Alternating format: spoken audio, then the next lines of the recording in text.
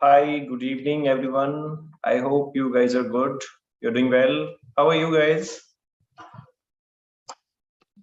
How are you? So, I hope you all are good, guys. How are you? All good. Great. Happy. Cool. So, guys, today is our, the third class of Cardiology Series 1, Module 4. So, in class 1 and class 2, we have covered heart failure, the entire disease, and then the case discussion in our last class. Okay, so today is class 3, and the class 3 is on hypertension. Okay, today we're going to we are going to discuss about the hypertension, everything about the hypertension. Okay, and there is no case for hypertension as we are restricted to the 6 classes. Okay, so there will be no case for hypertension, but we have something more for that. Okay, we have cardiomyopathies, 2 classes, and we have myocardial infarction, 2 classes. Okay, so I am adding one more class. As I told you initially, there'll be multiple classes because we cannot cover that the syllabus what we are deciding to cover in the 6 classes, right? So today hypertension will cover comprehensively, and after hypertension we will be going to myocardial infarction, 2 classes, and then cardiomyopathies. Okay, you all are good, guys, and then let's start with the class. Okay, and whoever has the questions, you can raise the hand or you can ask the questions at the end. No worries at all. You can ask your questions, you can raise the hand in between if you have the questions, or you can type. Okay, you can type also, no problem at all.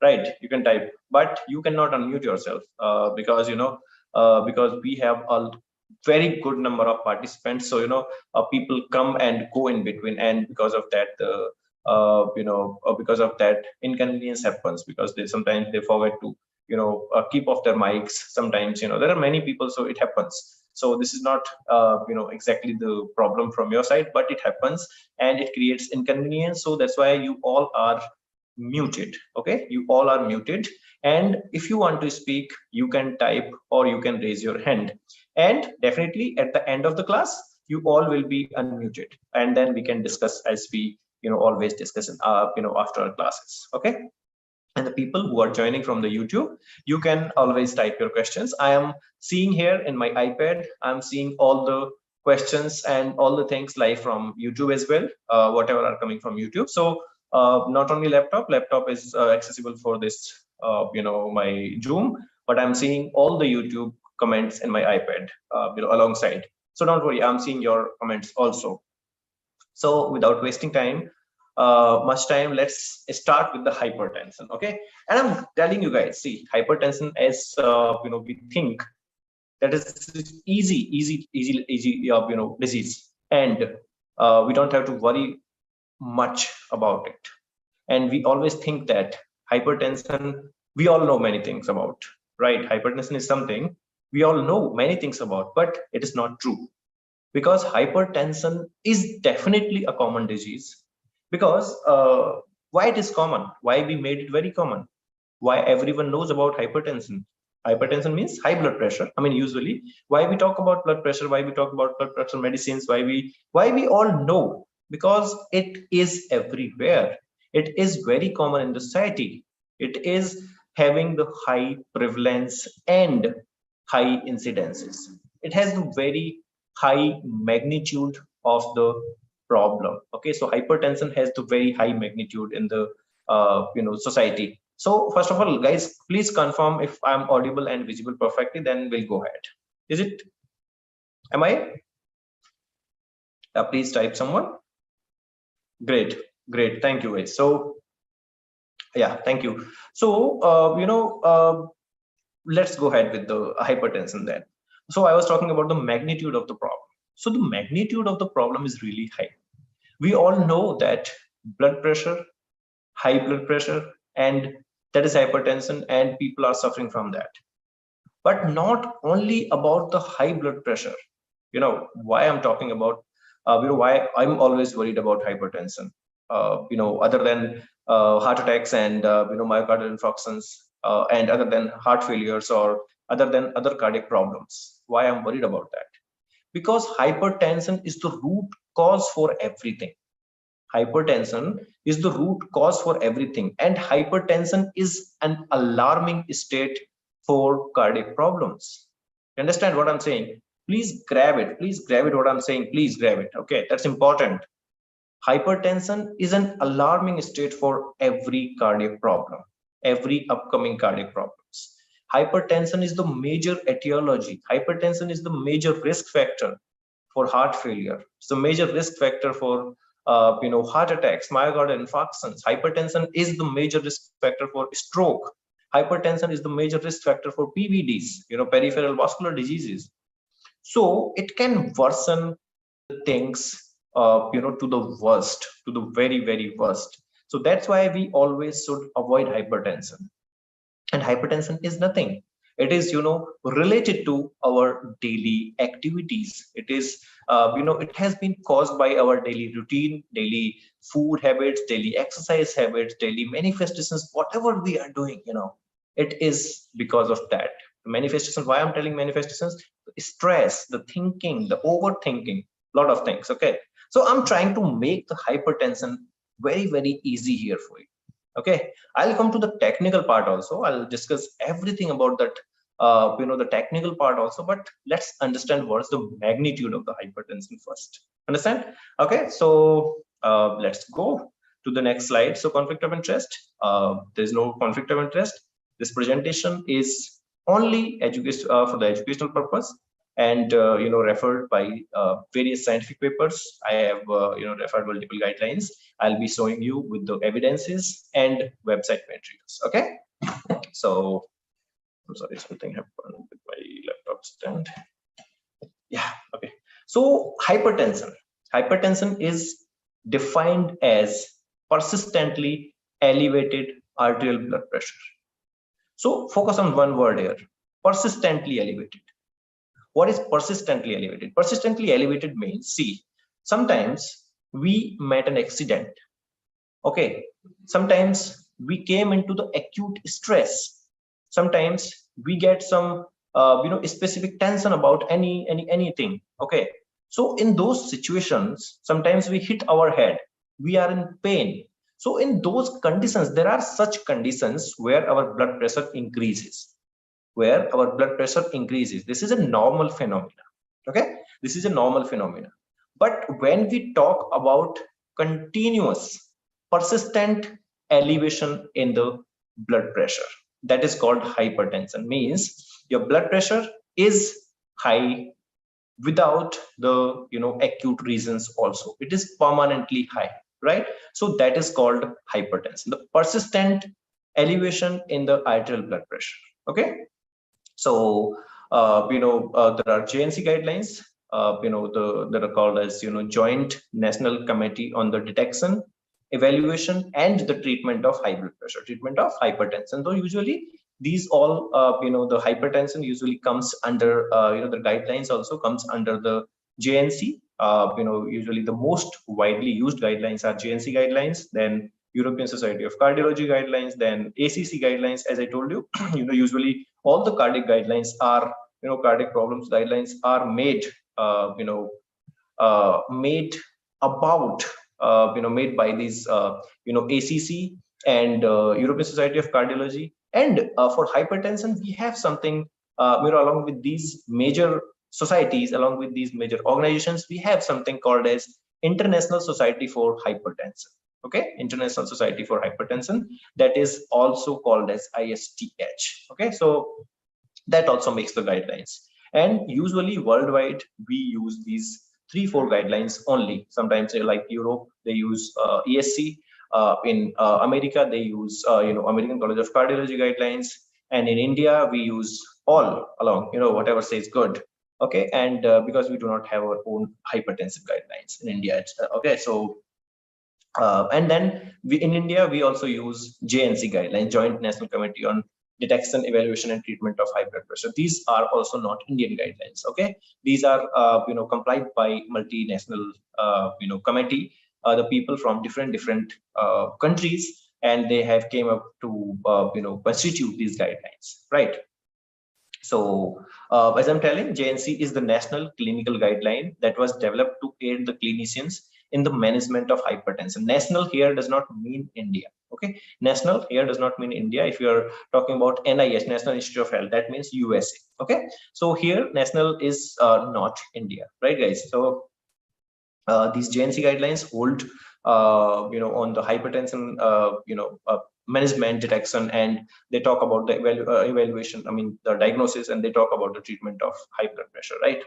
So types of hypertension. There are, usually two types of hypertension. One is primary hypertension. One is secondary hypertension.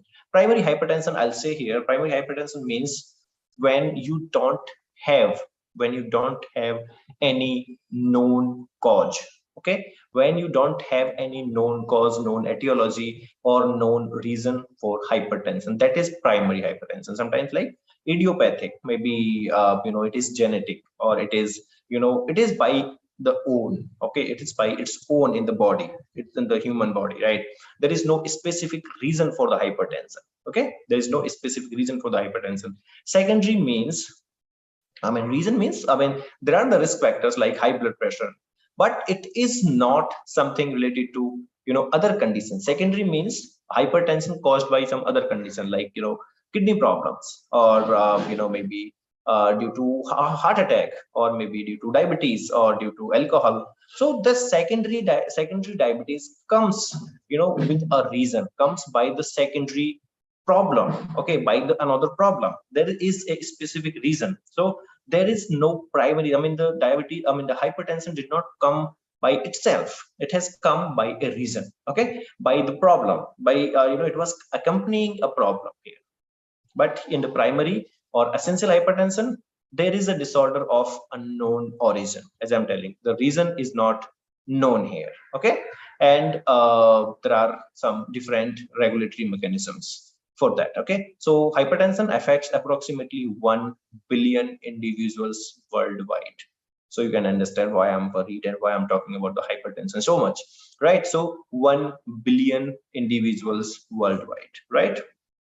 I hope you understand here. So essential hypertension or primary hypertension, it is like results from unknown pathological etiology, and it cannot be cured. It cannot be cured. It can be controlled by medicines, by exercise, by lifestyle modifications, by different conditions. By different means of treatment. This can be cured. This cannot be cured, but this can be controlled. Blood pressure can be controlled by the medications, or maybe the lifestyle modifications, or maybe by the yoga, or maybe by the other means, but it cannot be cured because there is no specific reason for that. Secondary hypertension means patient have a specific cause of their hypertension, like some other comorbidity, or like when a secondary cause is identified, removing the offending agent or treating cause or underlying comorbidity could be the first step in the management, and it can be managed. Okay, it can be managed and it can be cured, it can be treated, the secondary hypertension. But the usual percentage of the hypertension, or percentage of the prevention, I will say, sorry, prevalence is very, very low. Secondary is just 10%, and essential or primary hypertension is 90%. Okay, understand? 90%. So here there are the reasons for secondary hypertension.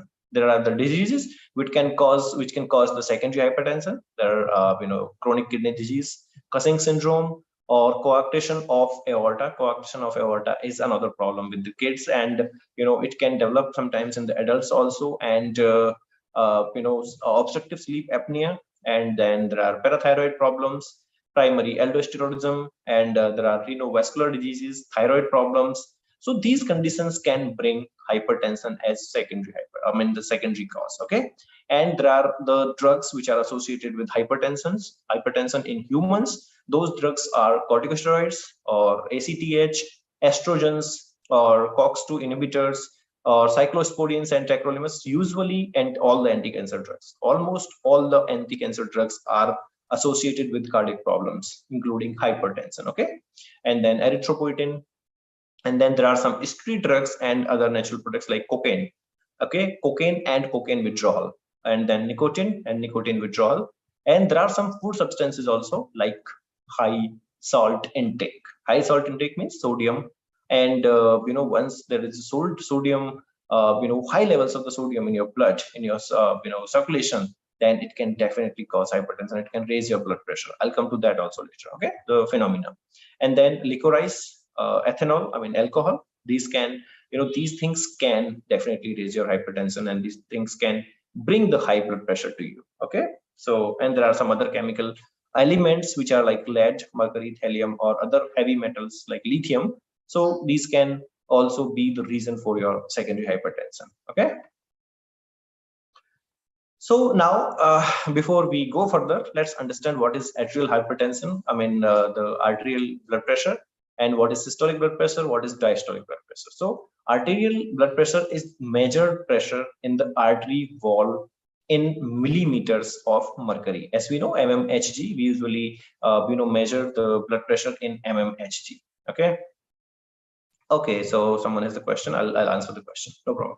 So arterial BP is always measured in mmHg. So that is the international unit also for the blood pressure. mmHg, that is called millimeter of mercury, and it is interplay blood flow and resistance to the blood flow. So what is resistance and what is interplay blood flow, or what is this CO they have written here? Okay, so these first let's understand total peripheral resistance. Okay, total peripheral resistance, and CO here is cardiac output.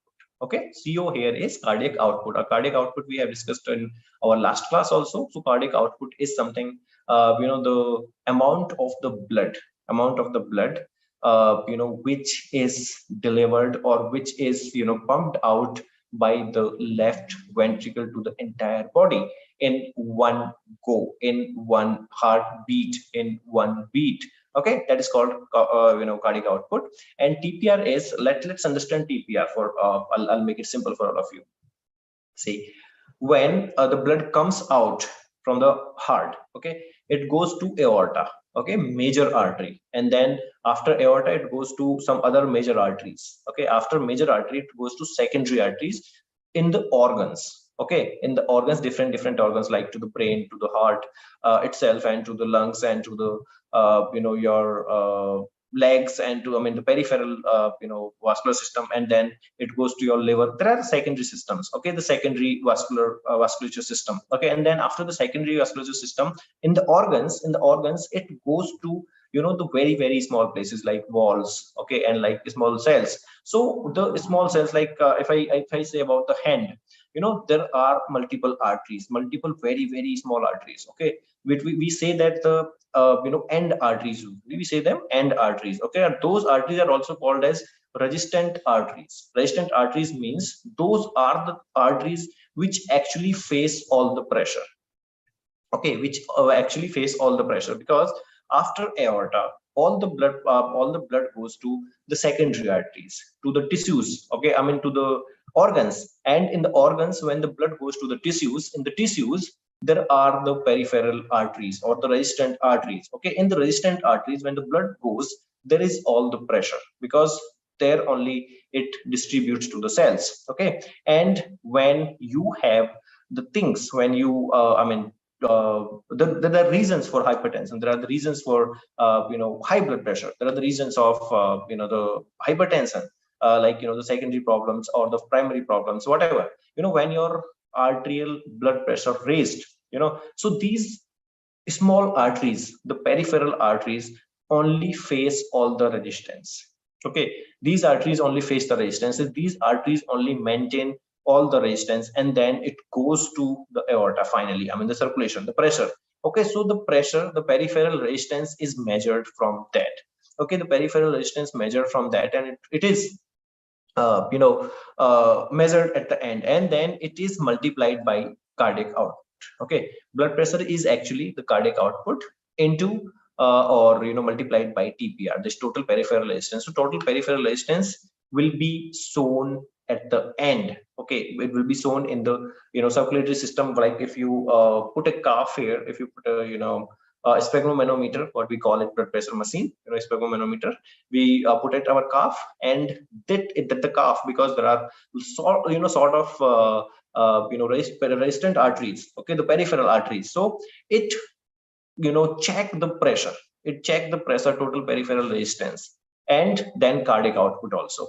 And that's why in a beat it comes with in the form of mmHg whenever we check that. Okay, so that's how is the phenomena of checking blood pressure, right? And systolic blood pressure is nothing but it is achieved during the cardiac contraction. Okay, cardiac contraction means when the blood is coming out of the heart to the entire body, and diastolic blood pressure means when the blood is coming to the heart from the body, or from the I'll say that to the heart, like it is like when it is filling the chambers. So see, systolic blood pressure is achieved during cardiac contraction and represents the peak value because it is going out, and diastolic blood pressure is achieved after contraction, means when the heart is relaxed and filling with the blood. Okay, and it represents the nadir value, so I mean the lowest value. Okay, the lower value when the heart is filling up and when the heart is pumping out. So when the heart is pumping out means the full contraction, that is called systolic blood pressure. When it is in the relaxed state and the blood is coming and filling up the chambers, that is called diastolic heart failure. Okay guys, so I hope you are clear here. So let's go to the next slide. Here, what the classification of hypertension? What are the classifications? Different classifications. That's important to understand, guys. That's important to understand. And I believe you will be focusing here because there is not only this classification. I'm going to talk multiple things in the classification here and in the next slides also. So this is by the JNC. Okay, this is by the JNC and ACC. They are recently published guidelines. Now, first of all, I would like to say one more thing here. Before 2018, the guidelines were different. Guidelines were different means the normal blood pressure was up to 130. Normal blood pressure was up to 130. Okay, and after 2018, the new guidelines cut down the blood pressure to 120. So till 120, now up to 120, it is normal, and whoever is in the 120 to 130 range, they suddenly became the hypertensive. Okay, suddenly became the hypertensive because previously till 130 it was non-hypertensive. Now it is 120. So the gap of the 10 mmHg, you understand? Gap of the 10 mmHg, there were around 10 million people who suddenly became hypertensive. So there are a lot of controversies in between. Making the guidelines like reducing the blood pressures, reducing the blood pressure for the guidelines, because suddenly 10 million people who were happy, who were living really good, happy, and who were not checking the BP, suddenly came into the hypertensive category, and they were suggested to take medicines or lifestyle modifications. So the stress level and stress level of the society, how the guidelines affect the society actually, so suddenly 10 million people came into the stress because they became hypertensive. Okay, so according to new guidelines, the normal blood pressure is up to 120 and 80. I mean 120 of systolic and 80 of diastolic. So okay, this is called normal. And pre-hypertension category is 120 to 139 and 80 to 89 in the diastolic range. Okay, and then stage 1 hypertension 140 to 159 and 90 to 99. And then stage 2 hypertension is greater than or equal to 160 and greater than or equal to 100 of diastolic blood pressure. So this is the classification by those things. So this is the normal classification of hypertension. Now I hope it's clear. Less than 120, 120 to 139 and 140 to 159, and then more than or equal to 160, and in the diastolic range 80, 80 to 89 and 90 to 99 and 100 or more. So pre-hypertension, stage 1, stage 2. Okay, this is the normal classification of hypertension. Now this hypertension, so now there are something new. These guidelines were published in 2020. So 2020, these guidelines were published by you can see here 2020 International Society of Hypertension Global Hypertension Practice guidelines. Okay, American Heart Association, Journal of American Heart Association, these were published, and this came in the existence in 2018. Okay, so now criteria, listen to the criteria carefully. What is the difference between ambulatory BP? What is the difference between ambulatory BP, office BP, and home blood pressure, and how to measure it, how to check it? See, that was the guidelines says, the classification was by guidelines. But there is a certain things, there are certain things when you are in office, when you want to check the ambulatory BP, suddenly, why we check the ambulatory BP? Because sometimes when we are, we have a lot of youth in our country and outside the country also, in the world we have a lot of youth. So sometimes when the youth or the people who get hypertension in young age, or the high blood pressure in young age, so we usually go for ambulatory BP check for them, 24 hours BP check, as I told you, because it should be persistent high blood pressure. Okay, it should be persistent high blood pressure, not only for the once, not only acute condition, right? Understand? So that's why we go for ambulatory blood pressure monitoring, in case of initial hypertension, right? And then home blood pressure. So what's the difference between home blood pressure and office blood pressure? Office blood pressure, when we are checking in the office does not mean here your office or my office, or your working place. Office means usually doctor's cabin here. Okay, office means doctor's cabin here. Why they kept it office? Because people are always stressed when they are going to meet the doctor or when they are in the office. Certainly, if I talk, I mean, that's not relevant, but if you are in the office, obviously you are stressed. Obviously you have the, very much workload, and you have a lot of problems with you and a lot of problems of, work. So, it can happen in your office also, but here, office blood pressure means the doctor's office. Okay. So office blood pressure is always, measured as more than 140, more than 90 blood pressure. Okay, 90 mmHg.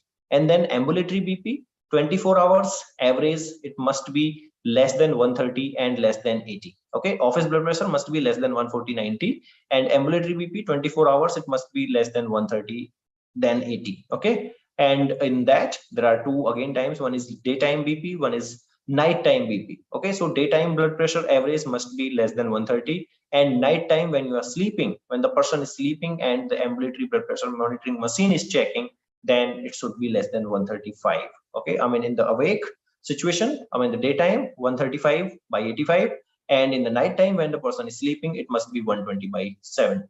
Okay, and the home blood pressure average must be 135 by 85. Okay, that is the criteria for hypertension based on office, ambulatory, or home blood pressure. Okay, this is the criteria. Why it is criteria? Why see, you will tell, sir, like you are saying contradictory things, because I told the guidelines says less than 120. I mean 120 to 139 and then 142. Those are classification of blood pressure. But usually how do we consider? Okay, usually how do we consider, and how do we differentiate based on the all activities, based on all the stress level, based on all the daily activities and daily routine. This is, and based on the place, when we check, this must be the cutoff things. Okay, these are the cutoff. Okay, these are the cutoff ranges for blood pressure in at different three scenarios, like office, ambulatory, and home blood pressure monitoring. Okay, understand that? And then now, how to check the blood pressure, that is also important, because sometimes you are checking the blood pressure, person is coming to your OPD, person is coming to your office, and you're simply going and checking the blood pressure. There should be a criteria, there should be something called the phenomena, there should be something called as guidelines. According to the guidelines, you should check the BP should not be checked simply, because there are the certain factors which can influence your blood pressure, which can influence the blood pressure check. Those factors could be from your side, those factors could be from the patient side, those factors could be from different sides. I mean, it could be the technical factors, environmental factors, your factors, patient related factors, physician related factors, or multiple things. So to avoid those factors, which can influence the blood pressure, we should always check the blood pressure with a proper technique. Okay, so first of all, we should be careful when the patient is coming to you for the blood pressure check, or when you are checking your blood pressure, or your relatives blood pressure, or someone's blood pressure. You should be very careful about these things. These things means, First of all, when the patient is sitting, the patient must not talk during and between the measurements. Okay, and the cuff of the sphygmomanometer must be tight, must be fit to the arm size. Okay, usually we take a small size for babies, and the medium size or large size based on the patients, based on the patients. But see, because India is a country where we have lack of resources, so we usually go for large because it fits everywhere. So that's why I'm telling it should be fit. Okay, if it is a patient who is lean, okay, who is lean, and whose whose arms are not that fit, then you should keep the cuff very fit to the arm. Okay, you should keep the cuff very fit to the arm, otherwise it will not check the blood pressure, because when you are pumping the pressure into that, then it will not get the proper measurements. Okay, so then it should be proper fit size for the person. And the back support should be proper. Back support means the person should be straight, straightly sitting when you are checking the blood pressure. Okay, and then arm bare and resting. So it should be in the resting state. Okay, the arm should be in the resting state, and you should always keep the feet flat, keep the feet flat on the floor. Okay, keep the feet flat on the floor, and your machine must be validated. Okay, machine must be validated, whether it is a manual or electric or digital, whatever you are using, it must be validated. Validated means it must be checked with the manual one at least once or twice. It should be checked with the manual one if it is getting the correct results. Okay, if you are not using the validated machine, then you will definitely get the variations in the blood pressure. Okay, so these are the important things what you should measure technically when you are measuring the blood pressure. But along with that, the quiet room, comfortable temperature, and there should be no smoking, coffee, or exercise at least 30 minutes before. Okay, at least for the 30 minutes. For the last 30 minutes, patient must not smoke, patient must not had a coffee, and patient must not came directly from the exercise, because in those three conditions, patient's blood pressure must be raised. Okay, in those conditions, patient's blood pressure must be raised. So patient should not smoke at least for last 30 minutes. Okay, and patient should not when the patient is coming, actually he should be relaxed at least 3 to 5 minutes. You should you should allow him to wait, and you should allow him to relax, and then you must check the blood pressure. Okay, and only once you should not check the BP. You should repeat the BP at least 3 times. Okay, and then take one interval range of the blood pressure. Okay, you should not just put the cuff and check the readings and okay, done, BP is done. Okay, at least 3 times you should check the BP. Okay, and then you should take the average of the BP. Right? Understand, guys? So and then there are other things where you should be careful. You should be careful while checking the BP, because sometimes I have seen in the OPDs there is the rush.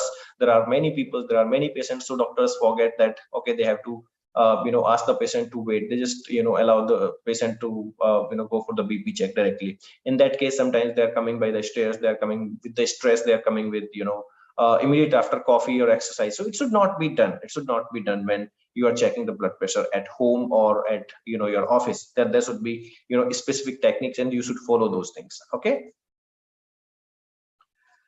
Okay, so this is the blood pressure check, and now blood pressure classification comparison I'm telling here. So this is the comparison as JNC first, JNC 8 guidelines, JNC International 8 guidelines says that less than 120 by 80 mmHg is normal. ACC and AHA 2017 also says normal, and European Society of Cardiology 2018 says it is optimal. Okay, 120, 80 is optimal. Optimal means again they kept it in the normal range. And then according to the JNC 8, ASC, JNC 8, 120 to 139 is pre-hypertension. Okay, that was the condition, pre-hypertension. That's not the hypertension, pre-hypertension. But according to ACC and AHA 2017, 120 to 129 is elevated. Okay, and 130 to 139 is stage 1 hypertension. Understand, guys? Stage 1 hypertension now. 132, 139 is stage 1 hypertension. And 142, 159 is stage 1 hypertension in JNC, and stage 2 hypertension in American College of Cardiology and AHA guidelines. As we have seen in AHA 2020, AHA 2018, how they have diluted the guidelines. Okay, and more than 160, it is stage 2 everywhere in JNC, in ACC also, right? And ESC similarly, 120 to 129 is normal, and 130 to 139 is high normal. Okay, high normal. And 140 to 159 is grade 1 as JNC says, and more than 160 it is grade 2 hypertension as JNC says stage 2 hypertension, or ACC says stage 2 hypertension. But ACC has totally came up with the new what we say, the new concept of hypertension, new concept of blood pressure. As we can see here, it is 120 to 129 is also elevated now, and 130 to 139 is stage 1. Okay, as we were seeing there. Okay, so BP drugs recommended only if the 10 years cardiovascular risk is more than 10%. So okay, where is that? When the patient is in stage 1 hypertension according to American College of Cardiology, then the patient must be started on the drugs if there is a 10 years risk more than 10%. 10-year cardiovascular risk means if the patient is on the risk of cardiovascular problems in next 10 years more than 10%. Why? It is based on the comorbid factors, based on the problem, based on the all the risk factors like smoking, alcohol. If there are other risk factors and the chances of cardiovascular problems are more than 10%, then stage 1 hypertension patients also start should start with the medicines, should start with the antihypertensive medicines, guys. Okay, so there are some questions, I feel. Let me see the questions and then we'll okay, let me take the questions first.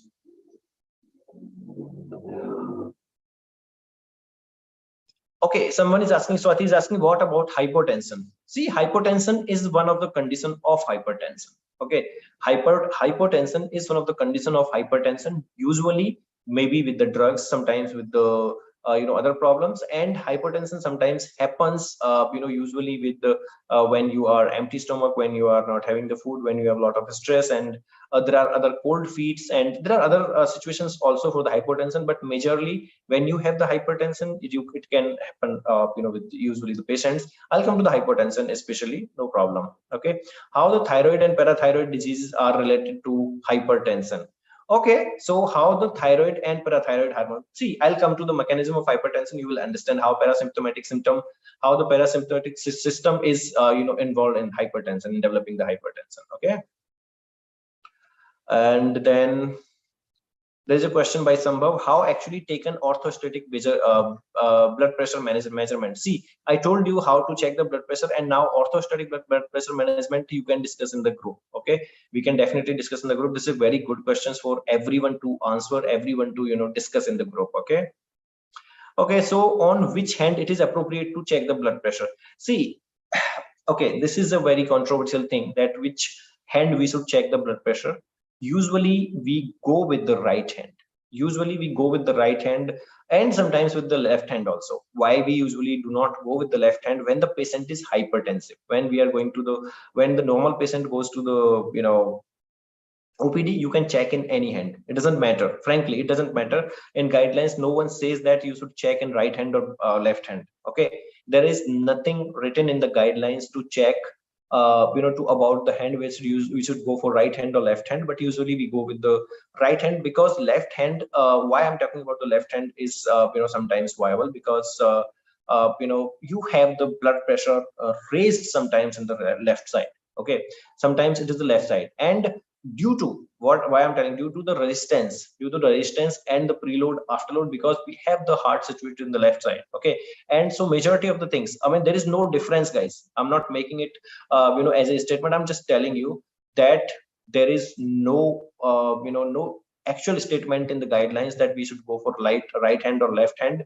but we usually go for the right hand. Okay, and sometimes in case of peripheral vascular problems, peripheral vascular diseases, like if you have peripheral vascular problems like, you know, a block in one hand or block in other hand or block in the peripheral you know, system, then in that case you should be very careful and you should check the blood pressure where you know, where you feel that, you know, your arterial system is good, where your you know, hand or I mean your cough is you know, viable for the blood pressure check, or you can measure the correct peripheral resistance. Okay, you should be very, very careful about that.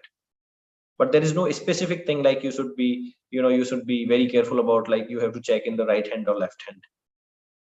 What is the postural hypertension and how an individual organ BP can be measured? How an individual organ blood pressure can be measured, that I'm not very sure, because you know, how individual organ blood pressure, I think it is a very tough question and I may not have answer to that, frankly. But what is postural hypertension? Postural hypertension is when your blood pressure changes with your posture. Posture means blood pressure changes. Usually blood pressure changes in, you know, all the your states, like standing and lying down, and you know, when you are walking, or you know, when you are sitting. So all these three postures have different blood pressures, for sure, for sure.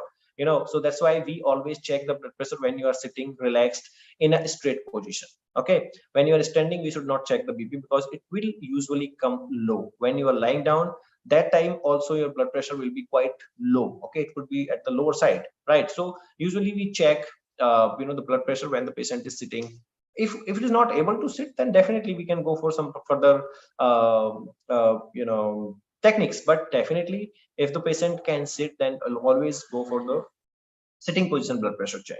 Okay, and postural hypertension means when the you know, blood pressure changes with your posture. Like I'm telling, you know, standing blood pressure will be quite different, and your lying down blood pressure will be quite different, and your sitting blood pressure could be, you know, slightly different. So that is a postural hypertension. Okay, how does the coffee and smoking affect the blood pressure? Okay, so I hope everyone knows about the nicotine and caffeine and how does it affect the blood pressure. Okay, so that is the Hardik Jain is asking this: how does the coffee and smoking affect the blood pressure? It's a very good question, of course, and you all must know that you know, the impact of caffeine and nicotine on the blood pressure. Okay, so this is again one kind of assignment for all of you. You can discuss in the group. Okay, impact of nicotine and caffeine on the blood pressure. There is a direct impact. Okay, there is a direct impact. What are pulmonary and portal hypertension? How we can measure that?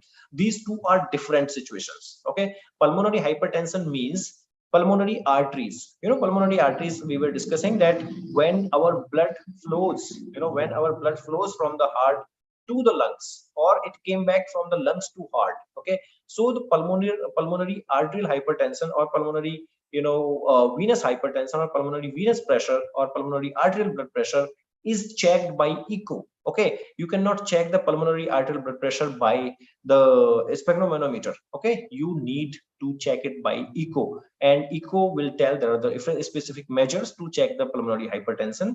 Okay, the pulmonary blood pressure, not that is not called blood pressure, actually pulmonary pressure. Okay, pulmonary arterial blood pressure, that is checked by echo, 2D echo or 3D echo. You can check that by both that. Okay, and the blood pressure is certainly raised in the pulmonary hypertension, pulmonary arterial hypertension, because of you know, 5-HT impact, or because of you know, endothelial problems, endothelial injuries, because of endothelial diseases in ventricular in you know, VSDs, ASDs, congenital heart disease, in valvular problems, in pulmonary embolisms.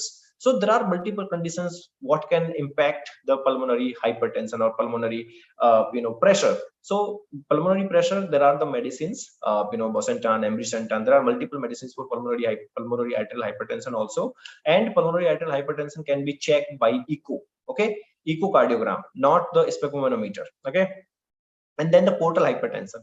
Portal hypertension is related to liver cirrhosis. Okay, portal hypertension is related to liver cirrhosis and ascites. Okay, ascites and liver cirrhosis, that can be measured again by the ultrasound. You cannot check it by the sphygmomanometer. Okay, so these three things are totally different, and you know, are not you know, associated directly with the central hypertension. If the patient is having pulmonary hypertension, it does not mean the patient is having the central circulation hypertension. Okay, or if the patient is having pulmonary portal hypertension, it does not mean that the the person can have the central circulation hypertension or the primary or secondary hypertension. Okay, these are different things. I hope I have answered the question when ready. Okay, and caffeine coffee answer is very simple, so you guys can find out and tell me. That's why I'm not giving you the tough questions like pulmonary or portal hypertension. Okay. Okay, so does blood pressure reference values are changed for continued same recently grade 3 covers hypertension? I'll come to the hypertension emergency and crisis, guys, don't worry. Okay, I'll clarify it. White coat hypertension, of course, white coat hypertension. I'm coming to the white coat hypertension. Definitely we're going to check it. White coat hypertension is usually associated with the office hypertension. When the patient usually visits the doctor, usually they get they get a different kind of stress. Okay, and their blood pressure raises. Whenever they are in the hospital, they are seeing the doctor, their blood pressure raises. Okay, and that raise can be significant. Significant means maybe 10 mmHg or 20 mmHg. So when they are relaxed in the house, their blood pressure is normal, but when they are visiting the doctor, their blood pressure is really high. Okay, so that is called the white coat hypertension. Okay, white coat hypertension, and that can be solved by maybe by the lifestyle modifications, by controlling the anxiety. So there are the certain parameters, there are certain things. So that's why if the patient is having hypertension or getting hypertension for the first time, you should check all the aspects. You should check white coat hypertension. If it is, you should check if it is something related to other matters, you should always check. Okay, you should not directly start on the anti-hypertensive drugs. What is the okay, someone is asking something, swelling something. Where is the question? I forgot the question. Emergency hypertension, I'm coming. What about the pregnancy induced hypertension? Pregnancy induced hypertension is called hyperclampsia, and that is not induced by pregnancy, that is associated with the pregnancy, because when the pregnancy happens, there are the certain changes in our body. Okay, there are the certain changes in the female's body, maybe because of hormones, maybe because of the physical changes, maybe because of the peripheral resistance in the tummy. Okay, there are certain changes which can cause the pregnancy associated hypertension. Okay, that is called preeclampsia. Sorry, I'm not very good in pronouncing that word, I'm so sorry. But there is a term for that. You guys can search it, and that is related to the again increased peripheral resistance and due to hormones. Okay, that is associated with that, and sometimes it goes with the after the delivery of the baby, it goes. Okay, so that is not a big term, but yes, if it is very high, then we should be very careful in choosing the drugs. We should not give, because all the drugs are not recommended in pregnancy. All the antihypertensive drugs, except a few like propranolol, these drugs are not allowed in pregnancy. So sorry. Okay, what is the mean arterial pressure? We can calculate that using DVP and SBP. No, not at all. Mean arterial pressure. Okay, mean arterial pressure you're asking. Yes, you can check by you can check it by, if you have the echo parameters, if you have the parameters with you, proper parameters like cardiac output, then definitely you can check mean arterial pressure. Can't we diagnose pulmonary hypertension without echo? It's very tough. No, I don't think it is possible. Usually propranolol, I feel usually propranolol is recommended for the pregnancy related hypertension. Okay, so let's go to the next slides, guys. We have a lot to discuss. Okay, so yes, this is the best slide. You always should remember, guys. Different guidelines we are going to discuss here, and what are the blood pressure targets? What are the blood pressure targets? What are the blood pressure target means in the different conditions? You should be careful, because as we were discussing about NT-proBNP, right, in last heart failure classes, if you remember, heart failure, if it is in the normal person without comorbidities, then it would be NT-proBNP would be less than 150 picogram per ml, like pg per ml. But If the patient is chronic kidney failure, or if the patient is elder, then it will go to, maybe 300 pg per ml, or 900 pg per ml. Similarly, blood pressure targets are different. So the population with the age of more than 60 years, the target blood pressure must be less than 150/90, or according to JNC 8. According to ACC AHA, it must be less than 130/80. Okay, and according to ESC, it must be 130 to 139 normal blood pressure. Okay, you understand, guys?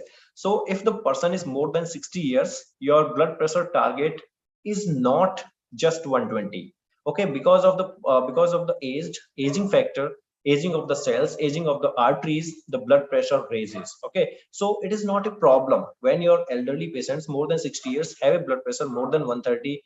I mean, up to 130, it's not a problem, or up to 140 also sometimes it's not a problem. Okay, and diabetes also, in diabetic patients, according to JNC 8, our blood pressure target must be less than 140 to 90. Okay, it is dangerous when it is going more than 140/90. Okay, and according to ESC, it should be 130/80. According to American Diabetic Association, when we are talking about diabetic, we should take always the diabetic guidelines. Okay, so according to diabetes guidelines, American Diabetic Association guidelines, the hypertensive criteria is less than 140/80. So when the patient is having the diabetes, actually the chronic diabetes here they're talking about. Okay, chronic diabetes means more than 4 years of the diabetes. If they are having, their blood pressure can be considered to be normal if it is less than 140/80. Okay, less than 140/80, it can be considered as normal, as for the normal persons we go for. Okay, with the CKD, when we are talking about CKD, then it is National Kidney Failure Guidelines, National Kidney Foundation. Okay, that is NKF guidelines we usually follow.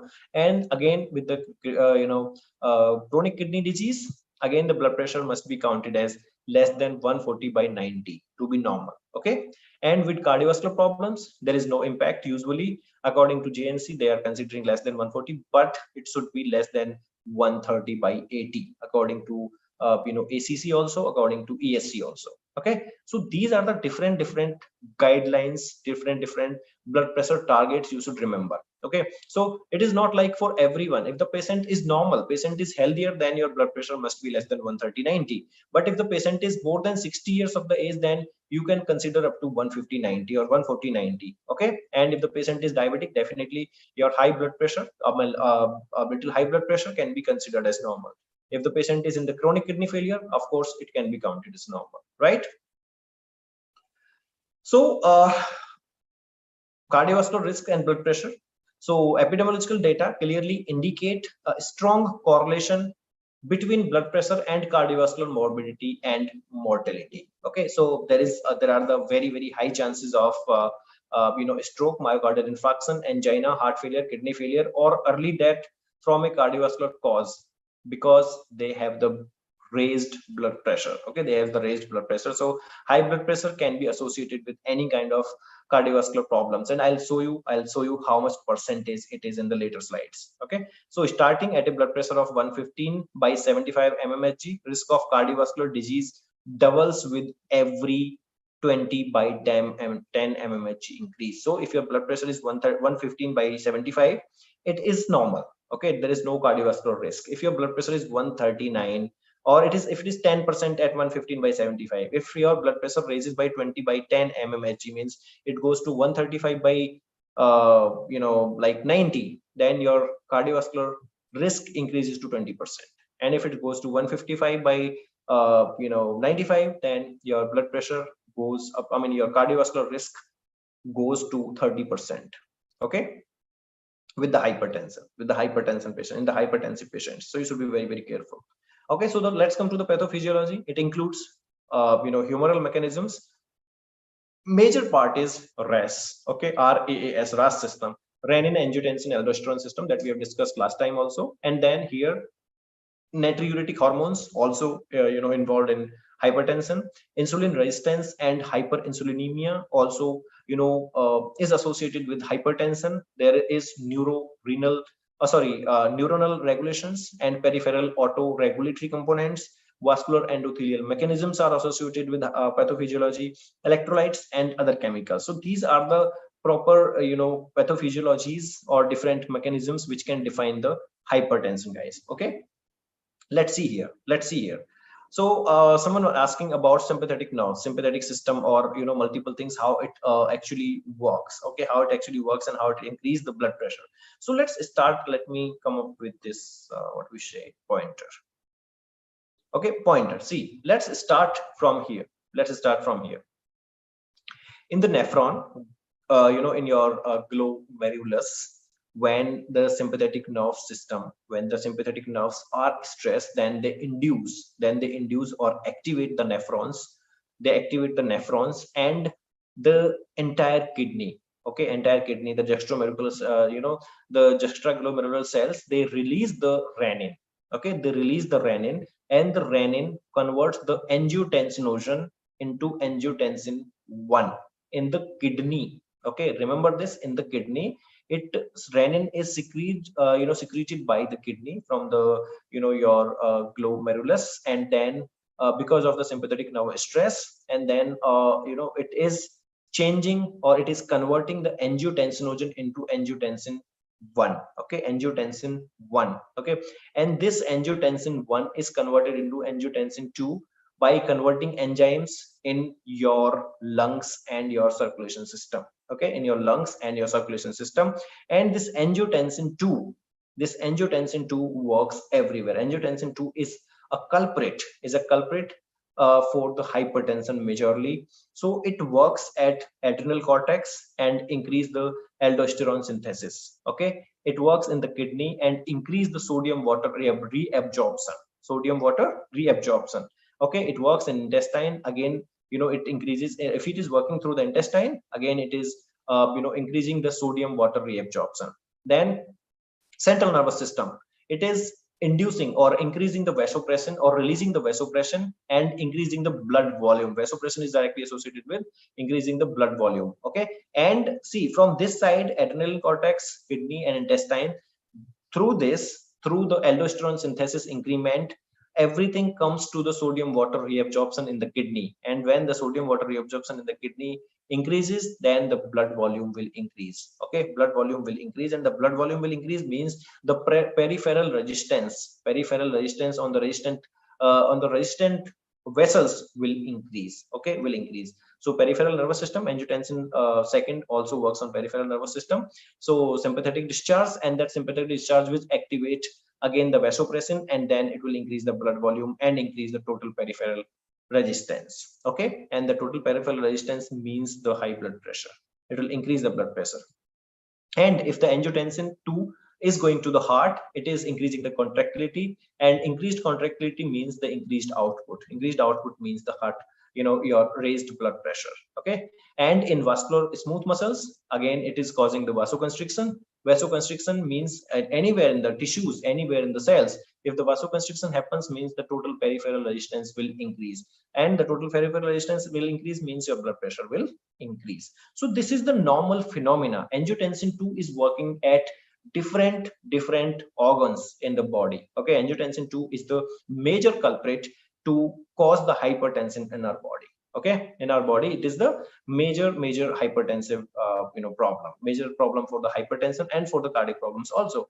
And then that's why ACE inhibitors are the best thing. Why? Because ACE inhibitors stop the conversion of angiotensin 1 to angiotensin 2. ACE inhibitors means the angiotensin converting enzyme inhibitor that restrict the angiotensin converting enzyme. I'm telling you the mechanism of action of ACE inhibitors here only, guys. Understand? ACE inhibitors means angiotensin converting enzyme inhibitor. So the ACE inhibitors are the drugs. So when we give the drugs, the particles of the drug, okay, or particles of the drugs will bind up with the angiotensin converting enzyme. They engage the angiotensin converting enzyme, and they stop the conversion of angiotensin 1 to angiotensin 2. Okay, here only, and the entire process will stop. Okay, and that's how it controls the blood pressure. Okay, so I hope that's all. So hypertensive crisis, we were talking about hypertensive crisis. Hypertensive crisis are the clinical situations where blood pressure values are greater than 100 by 120 mmHg. 180 of your systolic blood pressure and 120 of your diastolic blood pressure. Okay, so hypertensive crises are bad because the systolic blood pressure is also high, in that very high, and it can cause stroke, it can cause permanent respiratory damage, it can cause permanent, the what we say it, infarction, it can cause heart attack, it can cause dementia, it can cause multiple brain hemorrhage, it can cause many things because the blood pressure is out of the hand. And it can, because the peripheral resistance, remember this, peripheral resistance means it's very dangerous. Peripheral resistance means the small arteries, the end arteries, okay, the end arteries can burst out when the pressure is out of the hand, when the pressure is not actually resistable.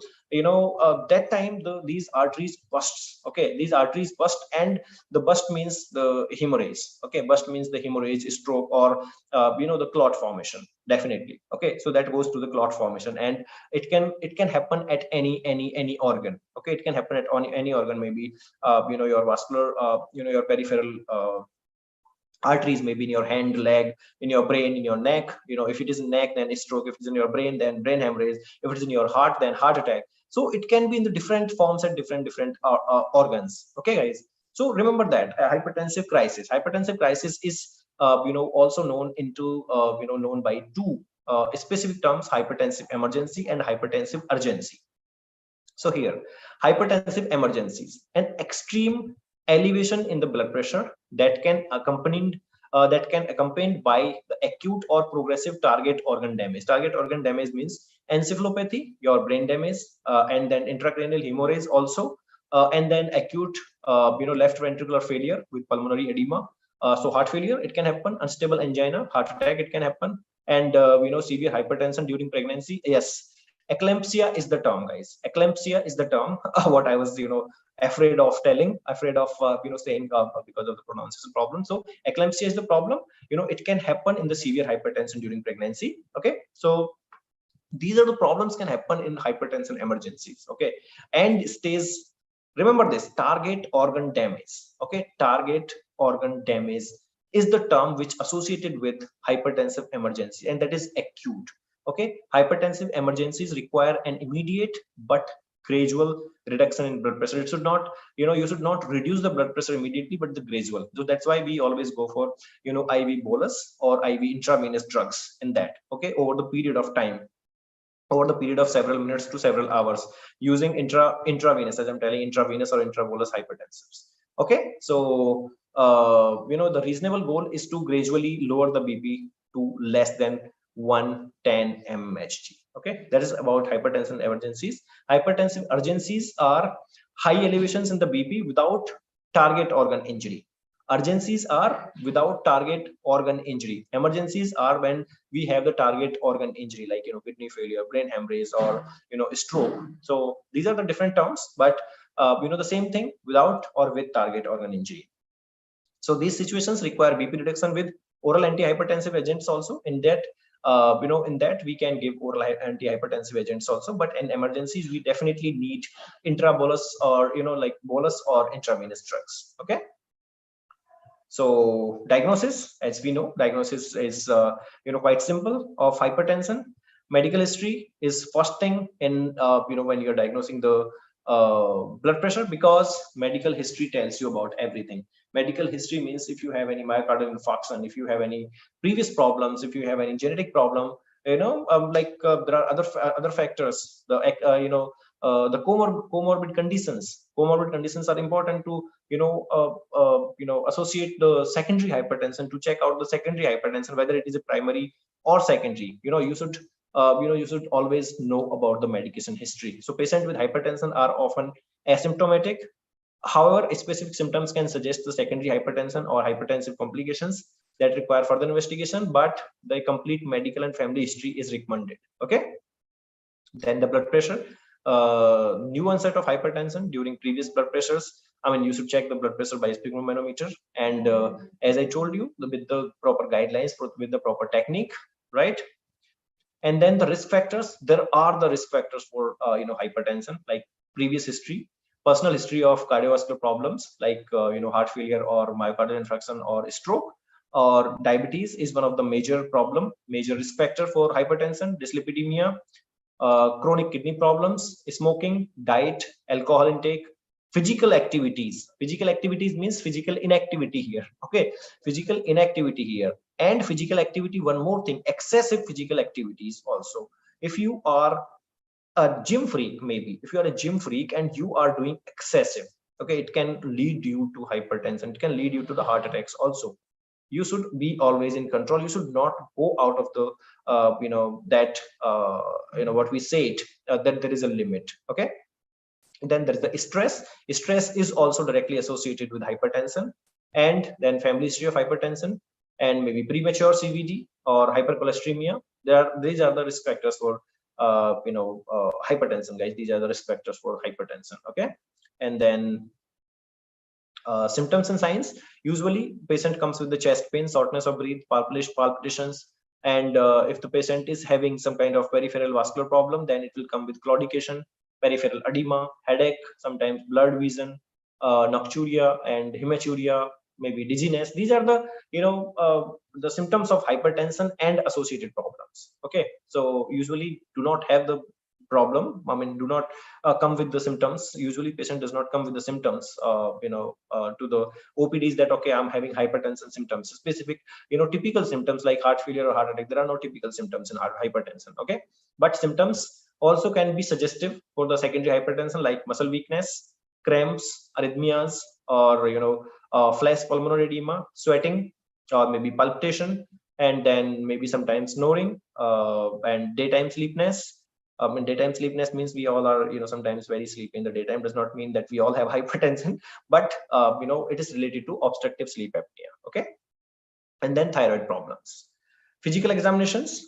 We should always check for the circulation, heart, the pulse rate, rhythms, jugular vein pressure, apex beat, extra heart sounds, basal crackles, to check out the associated problems. Okay, and okay, no specific things.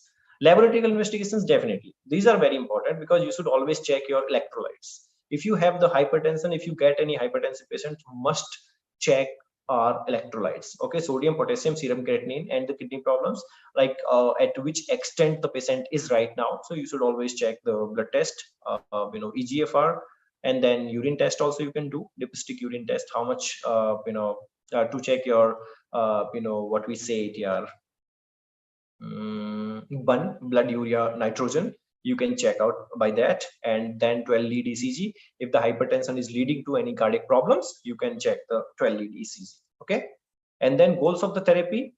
We always should target our goals in mind. I mean, we always should keep the whatever the targets we have studies, like in diabetic patients, what should be the target, in elderly patients, what should be the target, in kidney patients, what should be the target, in healthy patients, what should be the target.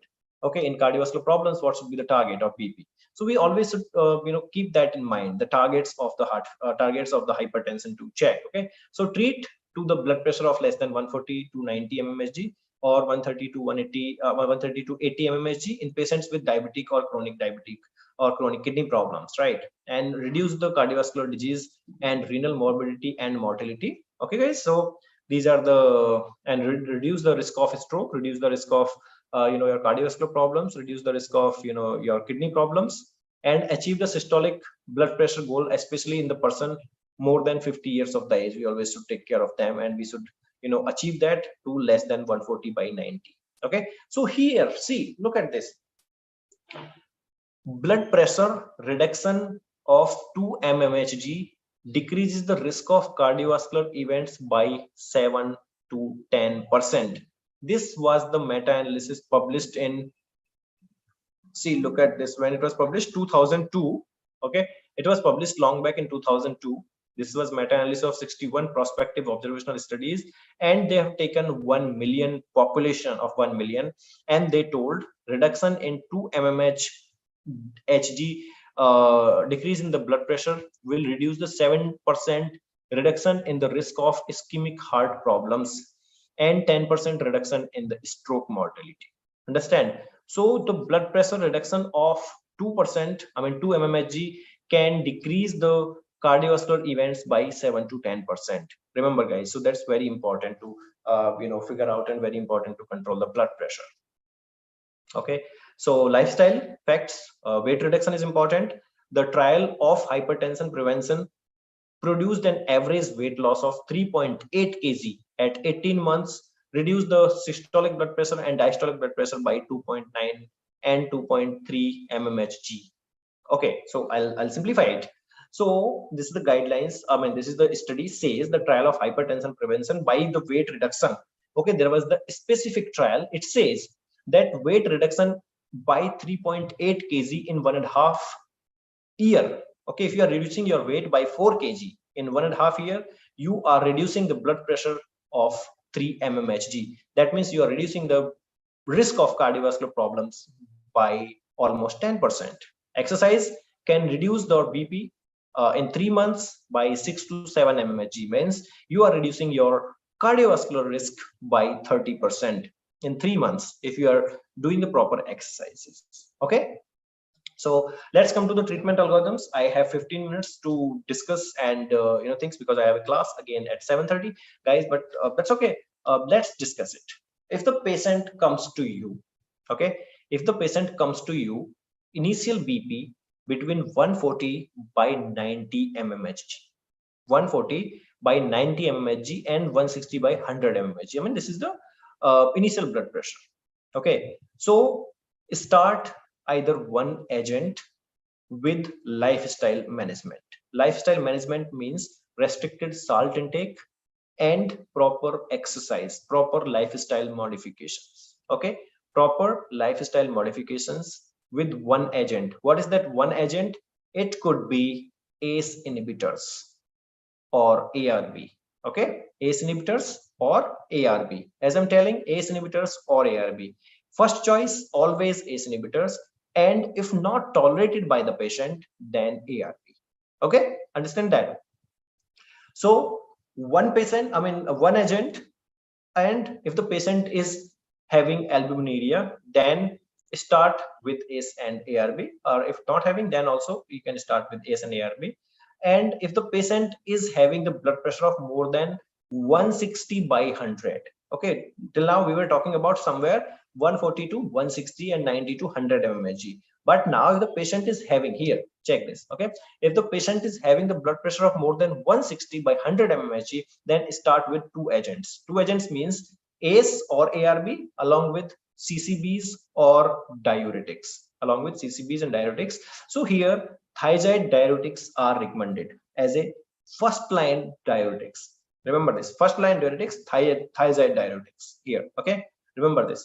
So ACE inhibitors or ARBs, whichever is tolerated by the patient, along with CCBs or diuretics. Okay, and then assess the BP if it is not controlled or the patient is having adverse effect.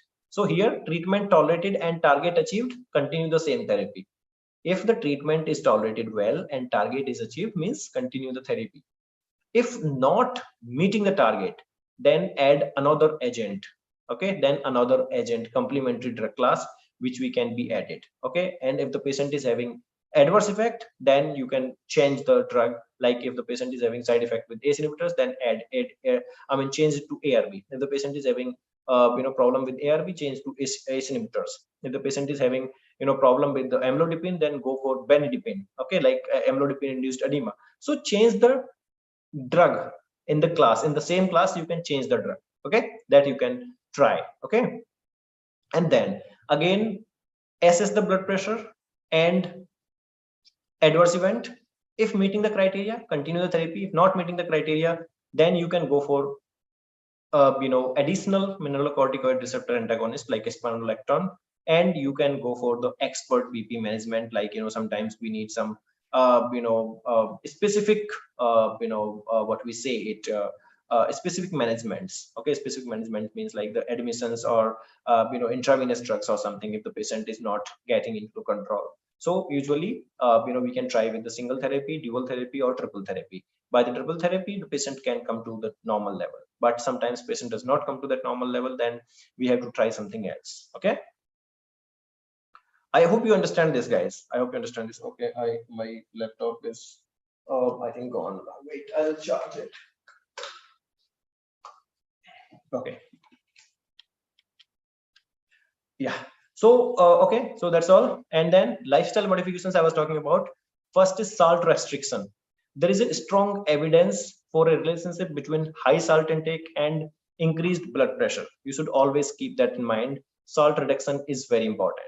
Healthy diet, eating a diet that is rich in whole grains, fruit, vegetables, polysaturated fats, dairy product, and reducing high sugar. Okay, reducing the high sugar. Okay, it's very important. Healthy drinks, moderate consumption of coffee, green or black tea, not high consumption. Cut down the beverages. Okay, cut down those beverages. Moderation of alcohol consumption. You should always cut down the alcohol. Definitely cut down the alcohol. Weight reduction is important, as I told you that 4 kg in 1.5 year. 4 kg in 1.5 year can reduce your blood pressure by 4 mmHg. Then regular physical exercise, regular physical activities are very important. Reduce your interest, reduce your stress, and induce the mindfulness. Okay, so chronic stress has been associated to the high blood pressure later in the life. So it's very important to cut down your stress and enjoy your mindfulness. Okay, and then complementary alternative traditional medicines you can use along with the allopathic medicines, and then you can reduce your exposure to the air pollution and cold temperatures also. Okay, that can be those can be the lifestyle modifications for a hypertensive patients, guys.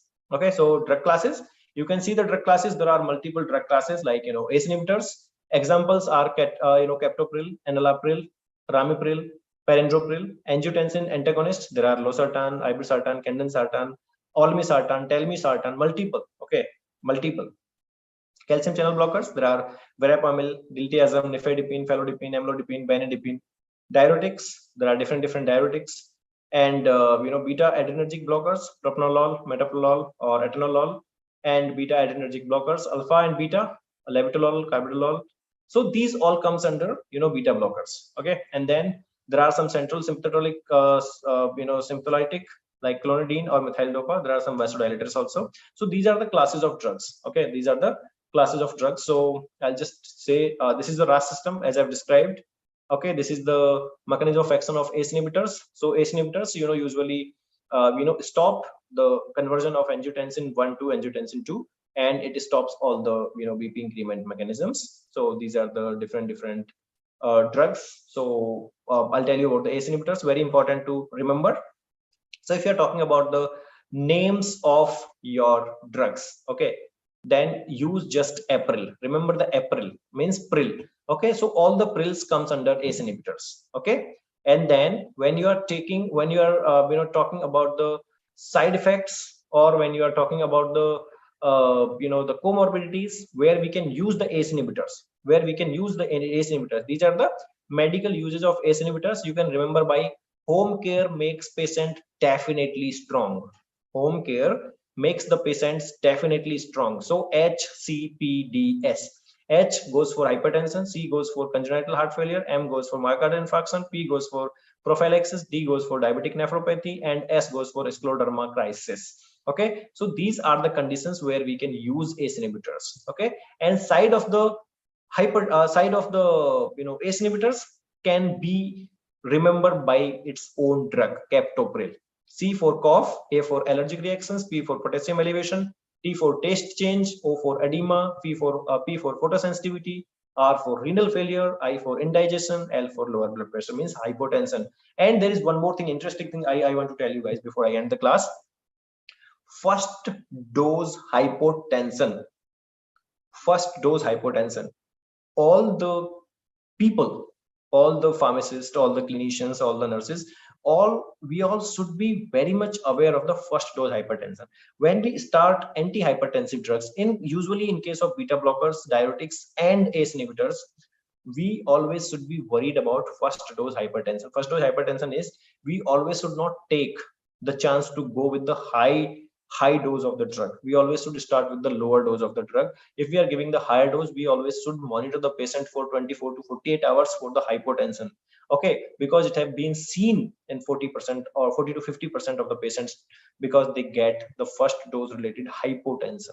Okay, that's all. So ARBs means here conversion of angiotensin to angiotensin 2 has happened, but angiotensin 2 is when it is going to the adrenal your aldosterone system, ARB just stop that there. Okay, so the all sartans like candesartan, losartan, olmesartan, telmisartan, azilsartan, valsartan, these are the newer drugs. And then diuretics, you can see here, high proficiency diuretics are there, moderate efficiency diuretics are there, and your lower efficiency diuretics are there. And your in lower efficiency diuretics there are potassium aspirin and osmotic diuretics, carbonic anhydrase. There are multiple types of diuretics. Okay, and this is the chart where all our diuretics works. I don't have time, otherwise I would have described it, guys. Okay, if I get time in next class, I'll describe it. So this is the chart where you can see all the side effects related to all the diuretics, and with examples like loop diuretics. We have furosemide. Side effects are hyperuricemia, hypocalcemia, hypokalemia, and alkalosis. Sulfonamide hypersensitivity, uses in heart failure, and hypercalcemic states, refractory edemas, acute renal failure, acute pulmonary edema, and hypertension. And these are the osmotic diuretics, and use in IOP glaucoma. And side effects are acute hypovolemia. Potassium asparings, amluride or spironolactone, uses as we all know, hypertension, congestive heart failure, and side effects hyperkalemia usually. Okay, and then with the CA inhibitors like acetazolamide, the side effects are metabolic alkalosis, and uses glaucoma and acute mountain sickness. And if we come to the thiazides, there are hydrochlorothiazides and indapamide.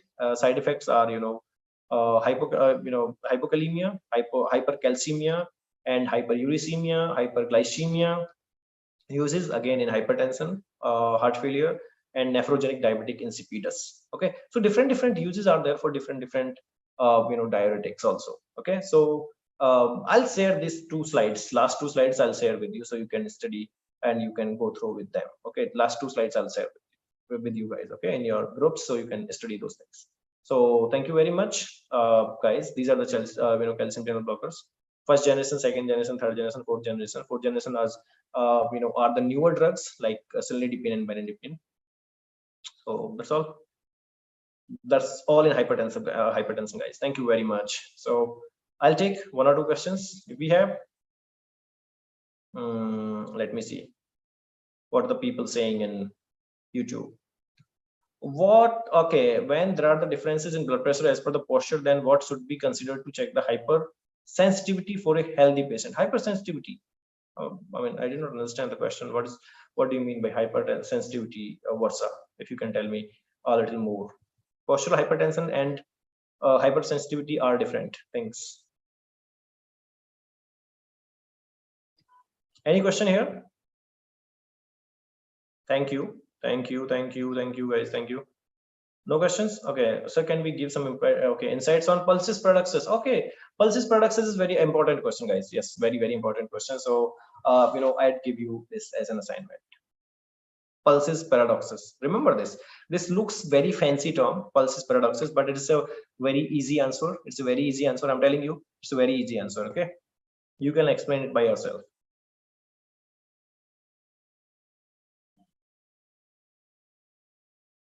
Why fasting glucose? Okay, fasting glucose means for the insulin tolerance. Okay, for the insulin tolerance, we usually go for the insulin tolerance itself. What are the drugs used in emergency hypertension? Okay, so who is going to answer this?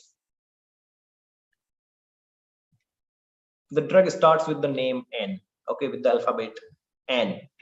Okay, N. You can answer that question by yourself. That's easy.